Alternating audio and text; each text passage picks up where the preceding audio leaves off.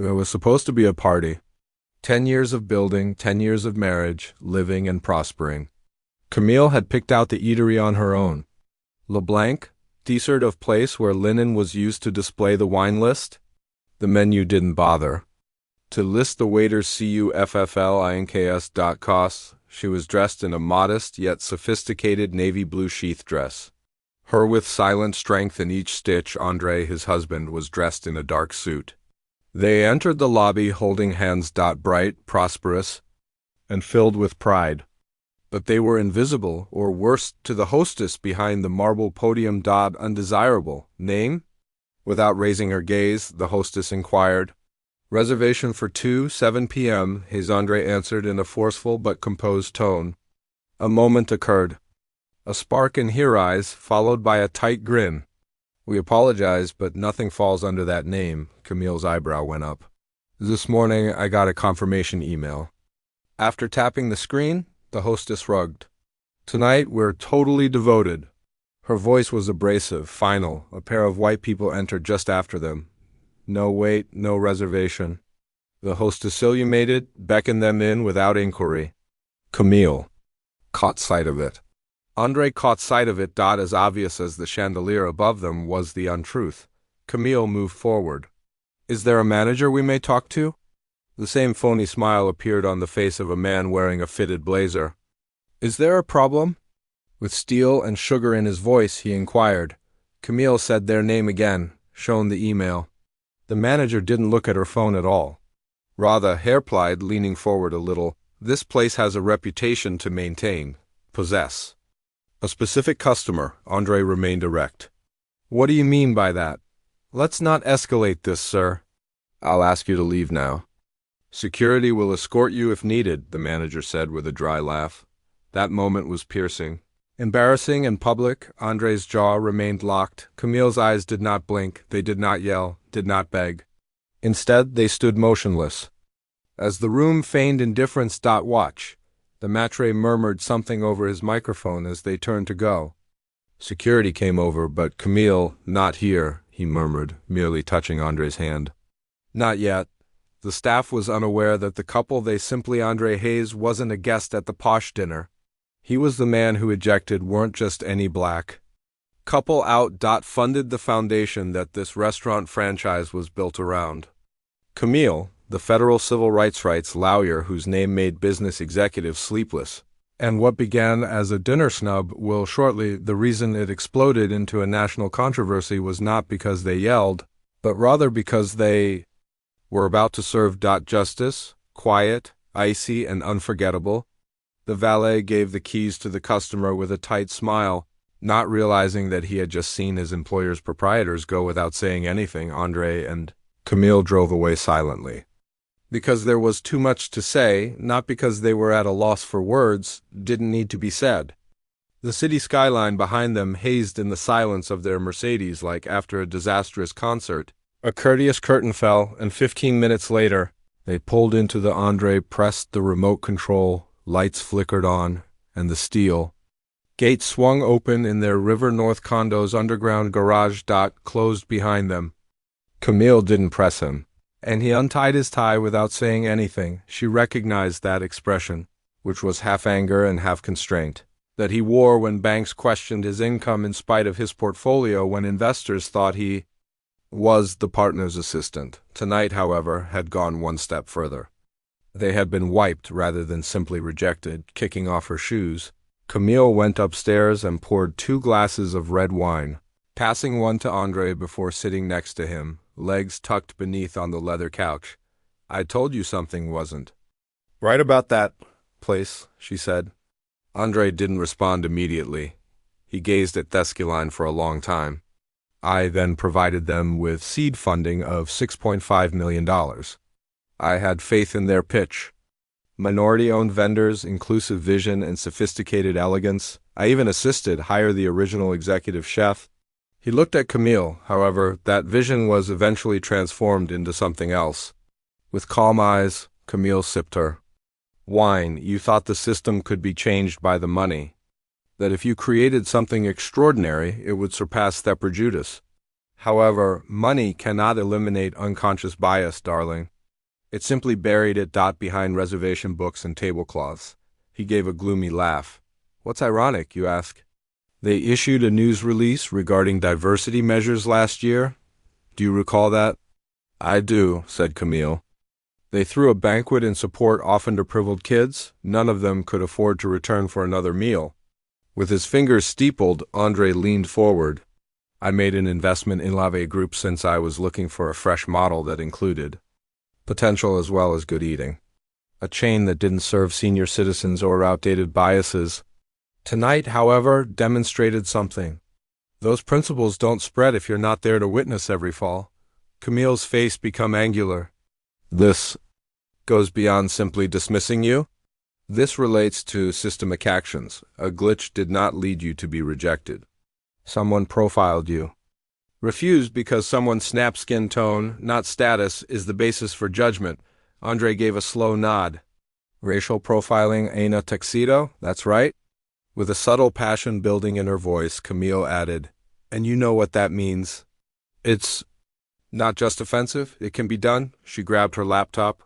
Andre's eyebrow went up already. I have nothing to file. Not quite yet.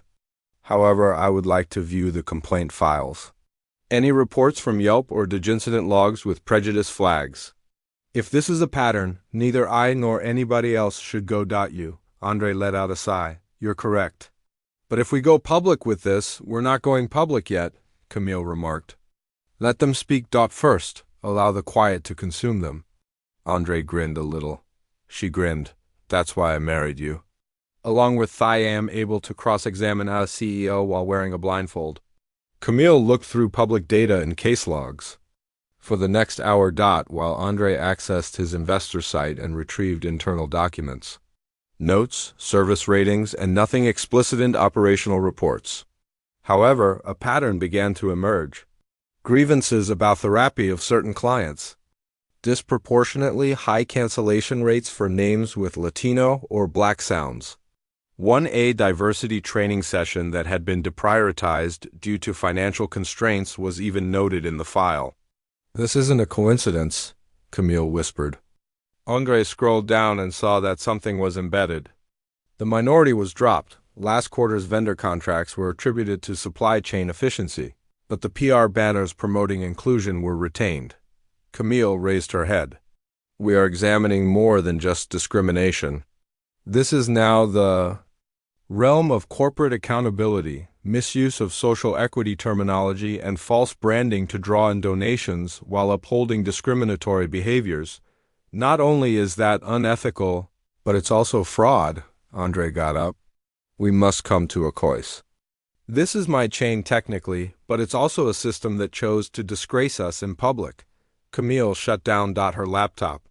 Then perhaps it's time they answer to someone who can enter the front desk without a reservation. Door. They collected further evidence in silence during the course of the following day.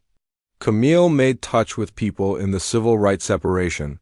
She floated a hypothetical but did not yet name the restaurant.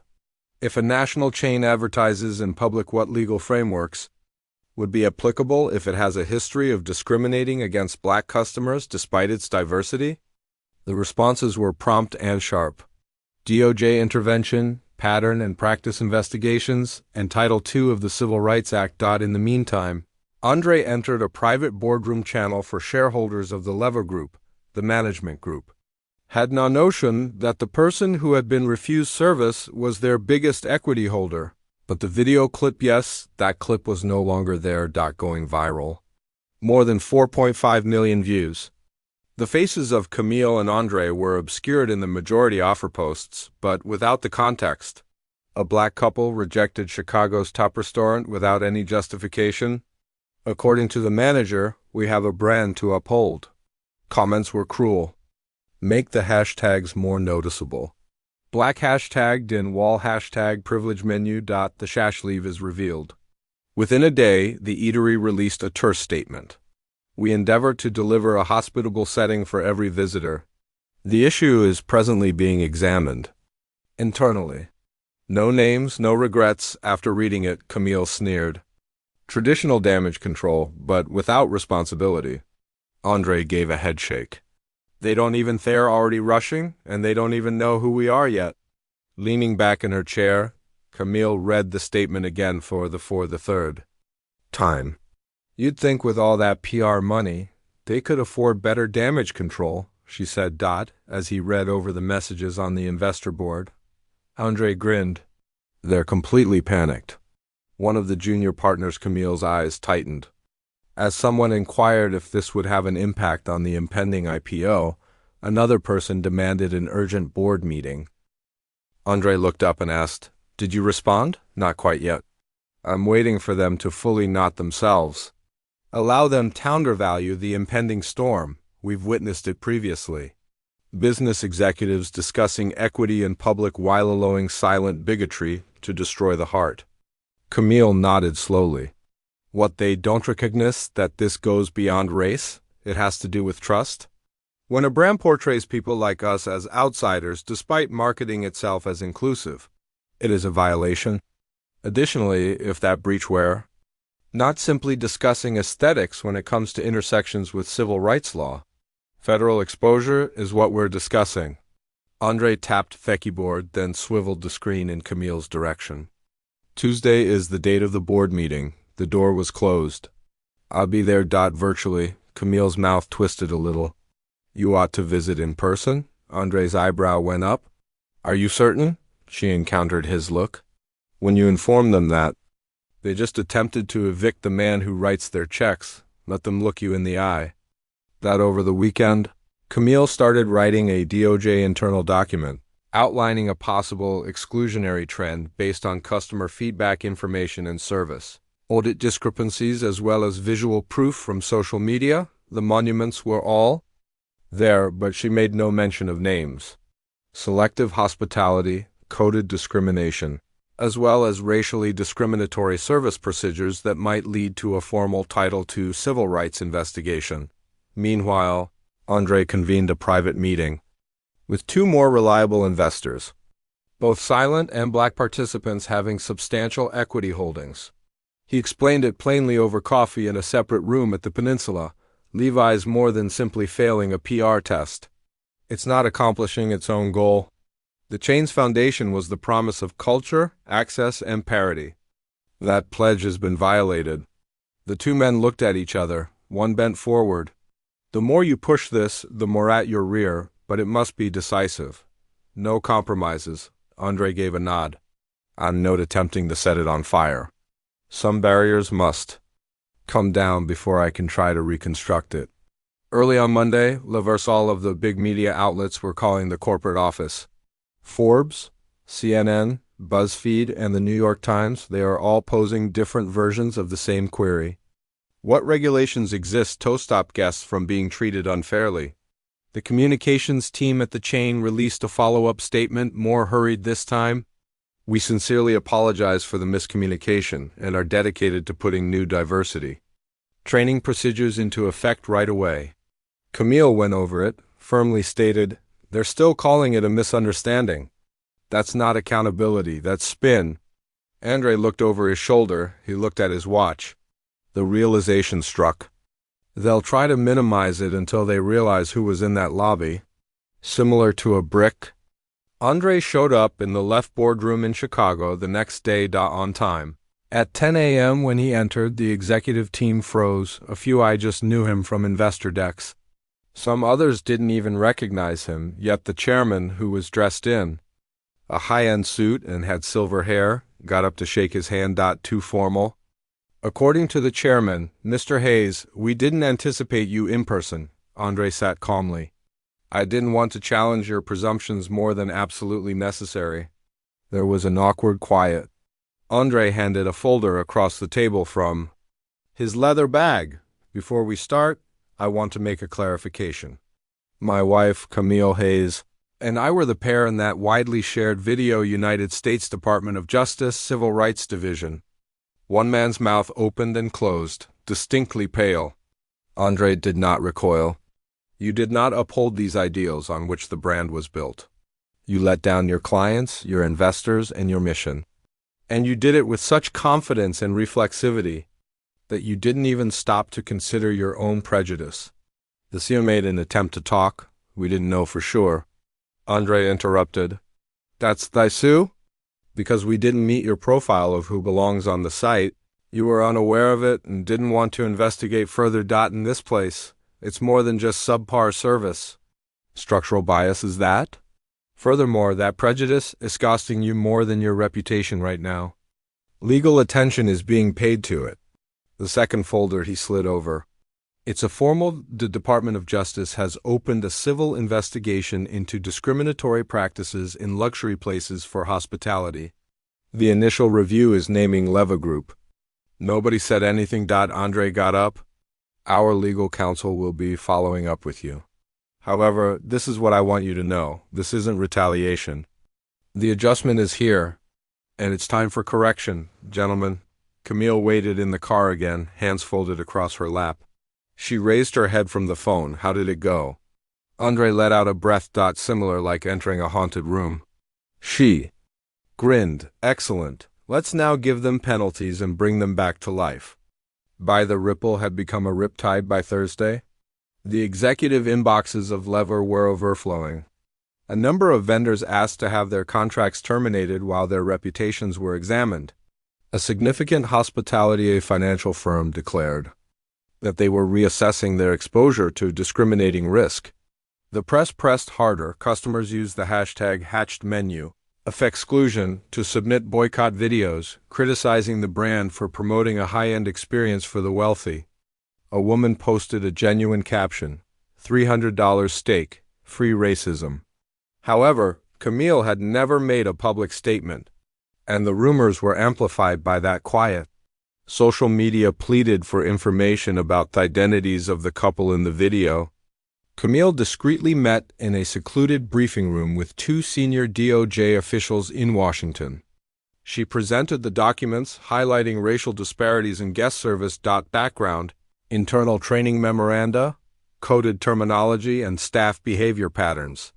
The senior counsel looked up after reading the first page. Regarding the investor. Relationship, are you certain? Camille gave a nod. For the past 4 years, he has been the biggest shareholder. An official's eyebrow went up. Additionally, they failed to recognize him. It wasn't their intention, Camille said. The point is that the DOJ established a first investigation in Tuzzing Left Group as the case study to illustrate discriminatory service practices in the high-end dining sector. They would not yet make the probe public, but subpoenas had been prepared. Warnings about compliance were assigned. In the meantime, Camille discreetly started getting in touch with previous complainants. Customers off-color who had received uneven service fee charges, been turned away, and been seated late. She simply listened and created the file without making any promises about results. Additionally, Andre relocated to Chicago with equal accuracy. By proxy vote, he called a private board meeting. Next, citing investor protection provisions and the company's regulations, he demanded a thorough executive evaluation of regional directors and the CEO. The room became chilly. The general attorney, a white man in his early 40s named Lair, made an effort to resist. Let's Mr. Hayes avoid acting rashly when under emotional duress. Andre didn't speak louder. Feelings? This isn't feeling, this is responsibility. Additionally, if I must remind this room what it appears that I can violate fiduciary obligation by using names and timestamps. The chief executive's voice broke. What are you looking for? Andre's hands were folded. Accountability of the public, a change in strategy, repercussions for all those who participated in the cover-up. The CEO remained silent. He was silent in agreement. The gentle flicker of city lights painted the sky as Andre and Camille sat on their balcony that evening, staring out across the river. Their glasses of wine. With her eyes focused on an alert, Camille drew her laptop closer. A press conference is scheduled for tomorrow. Andre didn't flinch. Let them speak first. We'll demonstrate to them what true when it speaks last. Power sounds like that. Leva Group went live at 10 a.m. the following day. Sharp, the CEO was positioned at a podium, clenched jaw, flashing camera. We are sorry about a recent occurrence in which visitors to one of our premier venues were turned away. We now know.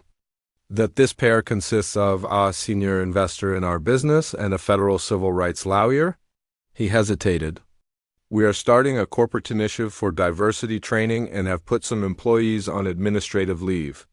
We'll be working our service code to make it more inclusive and welcoming to all customers. Then the time arrived. Everyone awaited.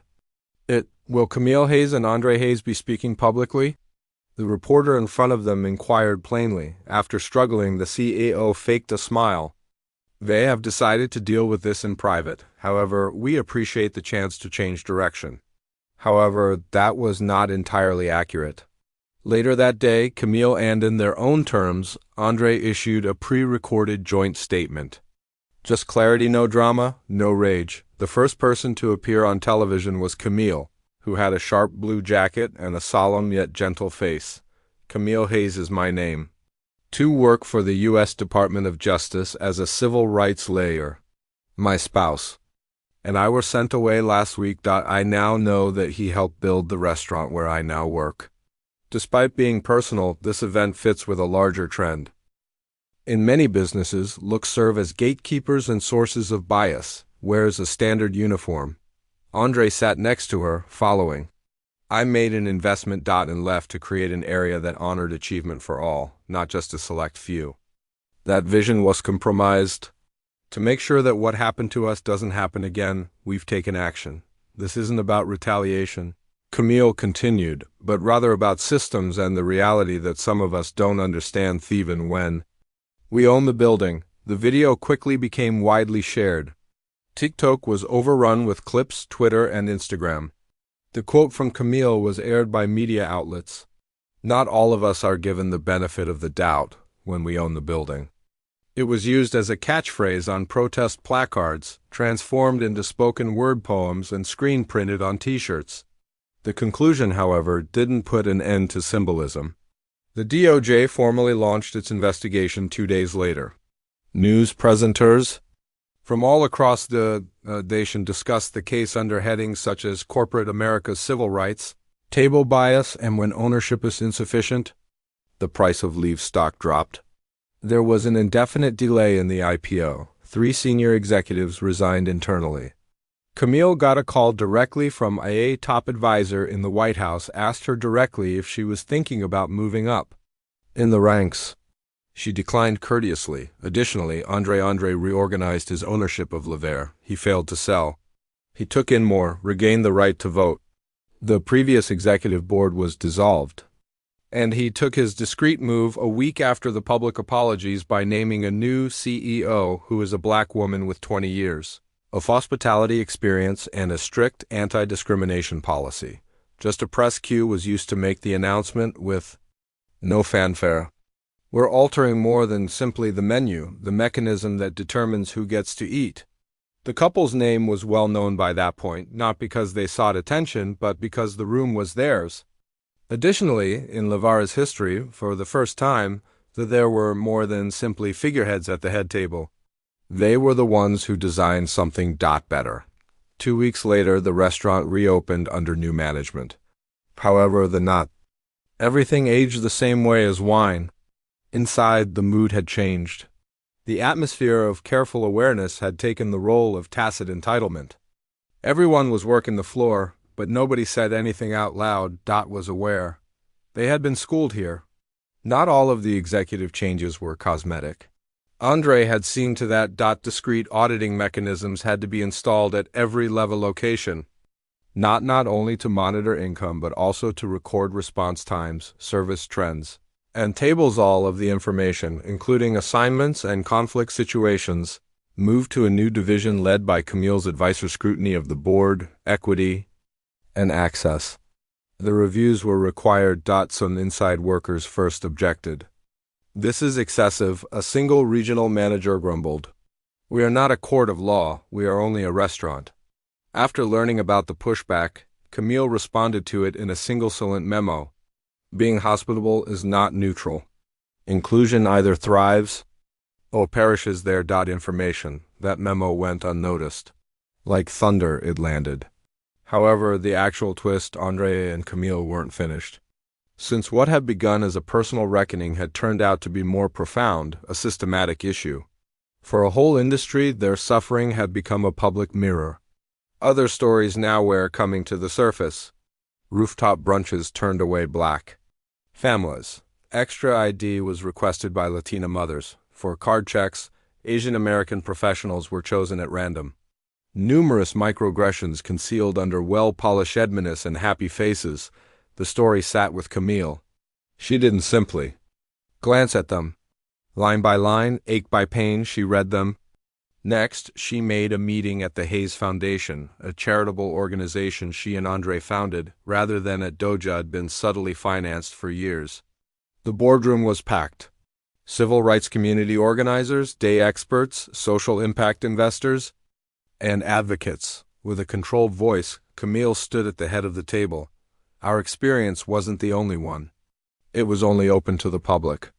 The real risk, though, is that it occurs subtly every day at establishments that pride themselves on their elegance. Therefore, we will push back using structure rather than legal action. They started a nationwide project named S Criteria for Leadership, Treatment, and Access. It was an optional certification for luxury restaurants, lodging facilities, galleries, and high-end stores. Companies that claimed to serve everyone now needed to demonstrate it through staff interviews, audits, anonymous testers, and guest reporting on demographics. The rollout garnered media attention. A feature was published by Forbes. Camille Hayes is redefining what it means to be a luxury host. CNBC invited. Not everyone applauded when Andre introduced a panel with the headline, "When Investors Become Activists, a New Era of Equity." A significant hospitality group released a statement declining to participate. "We oppose the politicization of theatening experience." In response, Camille said in a podcast, "To demand equality is not a sign of politics, treatment. The idea that you shouldn't be degraded due to your skin tone isn't contentious." What is the remark? Political is pretending exclusivity equals excellence. Went viral for 2 days in a row before the governor of Illinois, who had been mute during the turmoil, made a phone call that neither of them had anticipated. They agreed to meet in secret. Without the media. The governor came right to the point inside the state capitol. "You've exposed something big, bigger than this." Camille cocked her eyebrow. "One chain. There's momentum. People are listening." "What if we backed SLT at the state level?" "You mean make it a law?" "Start with incentives like tax breaks and public ratings, and see where it goes from there," he continued. And Camille didn't say yes yet, but they both understood this after exchanging glances on the way out. Larger than a table now. This was about power once, and who gets to belong does not return to sleep after being awakened. Within 60 days of the SLT launch, more than rather than out of remorse, 100 establishments applied for evaluation in order to survive. The public had changed.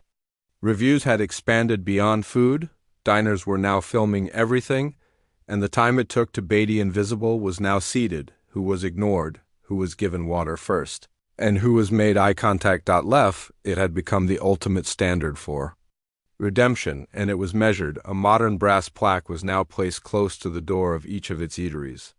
SALT-TC certified, confirmed, included service setting. It was more than just branding.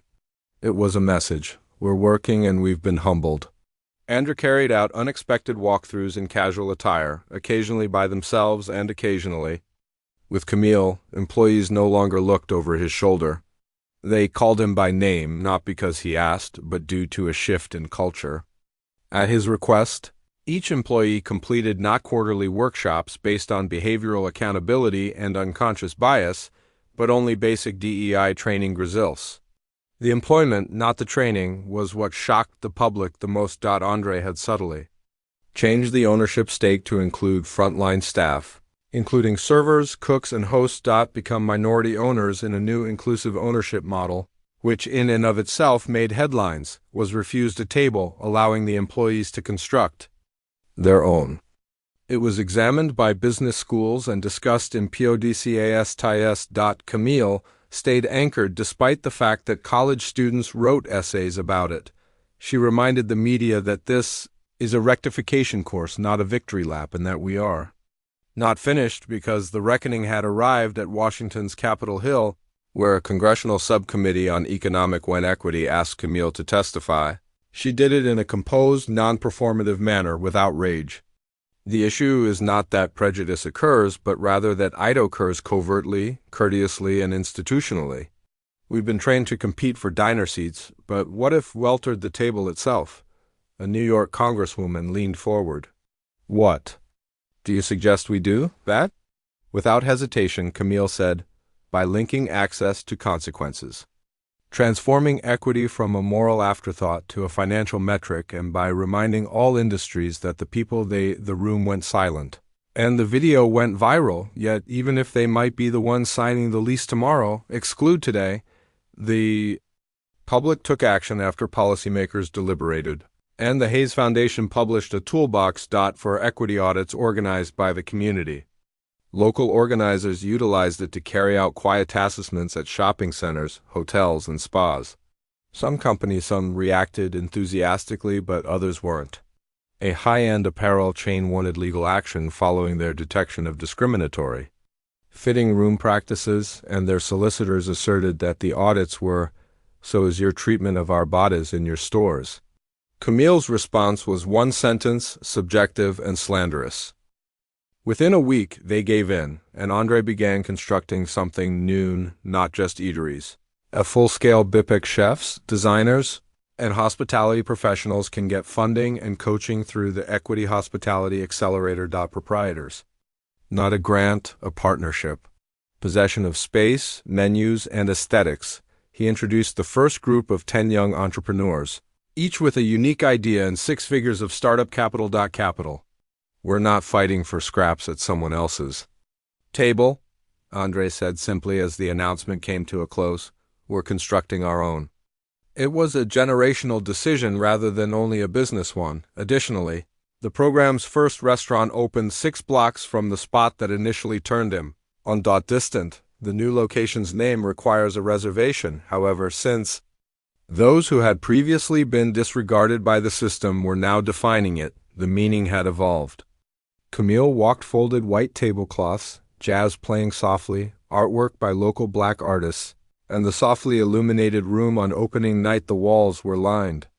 A hostess grinned and remarked, "Mrs. Your table is ready." Hayes, Andre raised an eyebrow when she glanced over her shoulder. "No security needed tonight," he laughed. "For the old methods only," Camille grinned. They saw a familiar face coming as they sat down. A young Manuel, now wearing pants and a stylish vest, had previously been a busboy at Lef. He grinned proudly, saying, "I'm managing this location now, thanks to the foundation, thanks to you." Camille reached for Andre's hand across the table. They didn't require media attention, cheers, or another headline. Already, the response was occurring subtly, slowly and forcefully.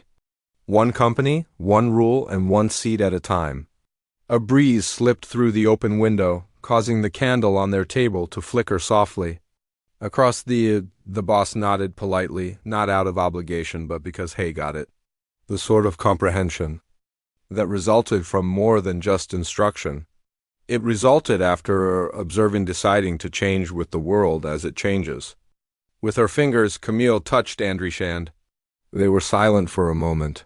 The sounds of the outside world, the legislative drafts, interviews, and headlines all waned.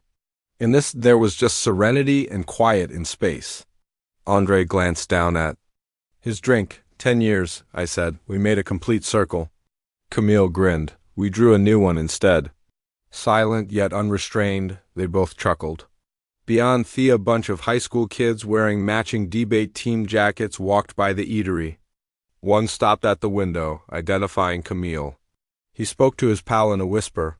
The companion's eyes grew wide. Then he softly knocked and offered a little thumbs up through the glass. Camille nodded subtly back. Nothing magnificent, merely a nod.